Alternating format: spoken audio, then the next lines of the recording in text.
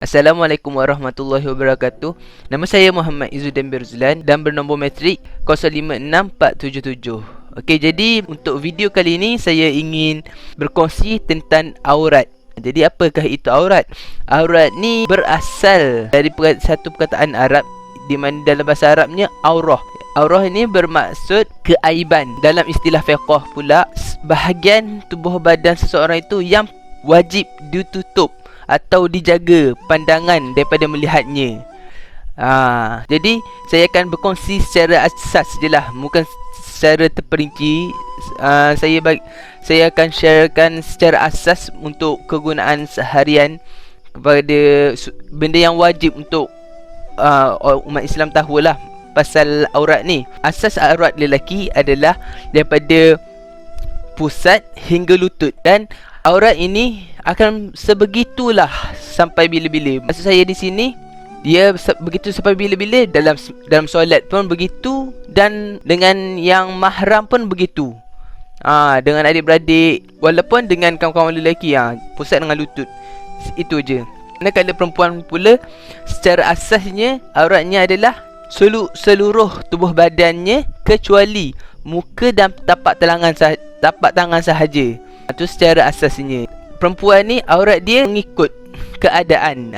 Jadi bahagian perempuan dia terbahagi beberapa keadaan. Okey, keadaan yang pertama adalah aurat ketika sembahyang. Aurat ketika sembahyang adalah seluruh badan kecuali muka dan tapak tangan.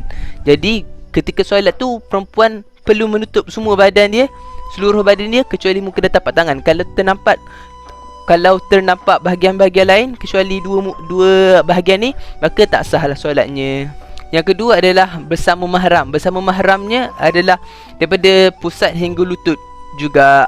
Jadi mahram ni macam mana? Mahram ni macam adik-beradik dia, bukan sepupu. Sepupu lain, adik-beradik. Lepas tu bapa saudara yang bapa saudara tu adalah adik-beradik ayah ataupun ibunya.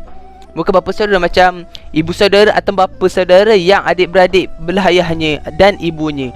Macam kalau ayah kita ada adik lelaki, boleh tu jadi bapa saudara kita lah, adik lelaki ayah kita tu kan. Yang tu boleh. Dan begitu jugalah ibu kita tu ada adik ataupun abang dia, yang tu boleh lah.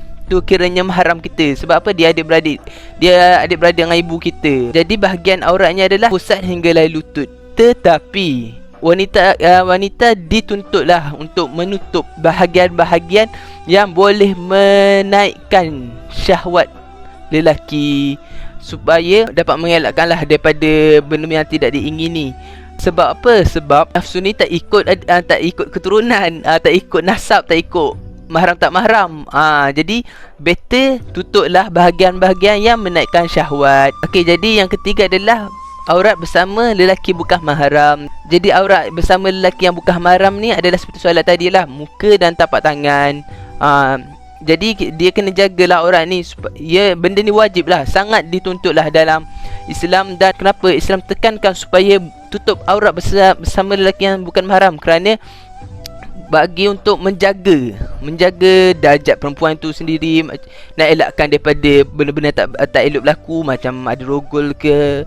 Sebab apa? Sebab kalau kita tak tutup aurat, lelaki akan lihat kita dengan pandangan syahwat. Maka apabila seseorang tu tidak dapat mengawal nafsunya, jadi berlakulah benda-benda tidak elok dan tidak diingini.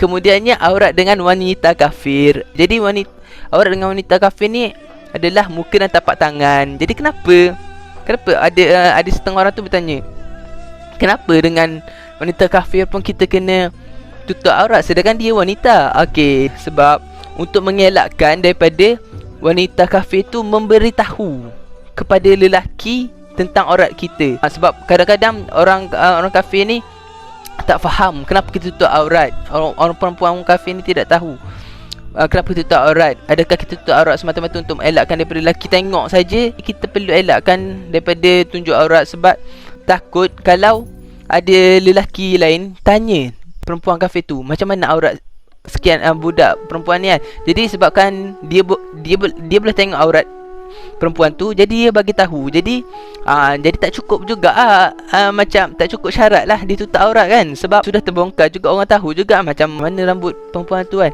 Oh, rambut dia panjang macam ni. Sebab itulah terdapat juga batasan aurat dengan perempuan kafir. Yang terakhir sekali, dalam keadaan bagi aurat wanita ni adalah aurat bersama suami. Okey, aurat bersama suami ni sedia maklum lah, di mana Islam memberi kelonggaran. Aurat antara suami dengan isteri, suami dan isteri tidak mempunyai batasan, selagi mana mereka berduaan sahaja tanpa ada orang lain melihatnya. Jadi bila kita duduk dalam satu tempat tu, tak ada orang, macam dalam rumah ke, jadi tak ada batasan. Jadi isteri tu boleh mendedahkan seluruh tubuh badannya kepada suaminya. Jadi dalam menutup aurat turut ada syarat-syaratnya. Macam mana syarat-syaratnya? Okey, yang pertama adalah melonggarkan pakaian. Bagi wanita lah, tengok zaman sekarang dia pakai tutup aurat, katanya tutup aurat, dia tutup saja. Kenapa kita kena tutup? Supaya tidak kelihatan dan tidak terbentuk.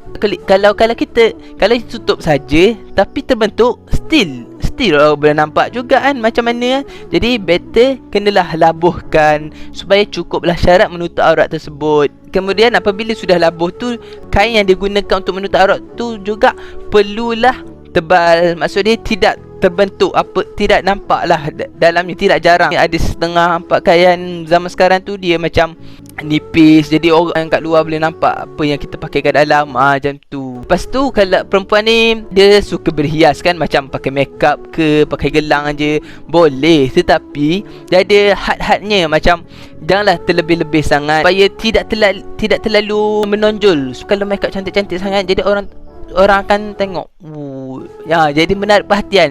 Jadi yang tu tak elok lah. Pastinya dalam memakai wangi-wangian, jadi perempuan tu kalau boleh, bukan tidak boleh memakai wangi-wangian, tapi secukup sekadarnya lah, tidak berlebih-lebihan. Ni tidak, ada setengah orang tu dia pakai semeter pun boleh bangun lagi. Jadi pakai tu supaya dapat menutup bau badan sahaja. Jadi itulah sedikit sebanyak perkongsian berkaitan dengan aurat, supaya masyarakat di luar sana boleh memahami apa itu aurat, kenapa kita kena tutup aurat, apa batasannya, kat mana aurat, bahagian-bahagian auratnya. Begitulah. Saya hanya sampaikan secara basic, orang kata, supaya masyarakat kita ni tutup auratnya. Jadi kalau untuk yang lebih mendalam dan detail, berbanyakkanlah bertanyakan kepada ustaz dan datang ke majlis ilmu. Jadi itu saja daripada saya untuk video kali ini. Terima kasih kerana menonton. Assalamualaikum.